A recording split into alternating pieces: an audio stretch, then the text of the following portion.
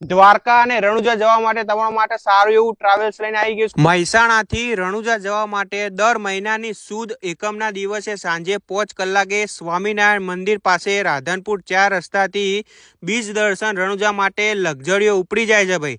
સુવિધાની વાત કરું ને તો અહીંયા આગળ બધી લક્ઝરી સ્લીપર કોચ છે અને બીજના દિવસે સવારે તમને ગરમા ગરમ ચા નાસ્તો મળી જાય।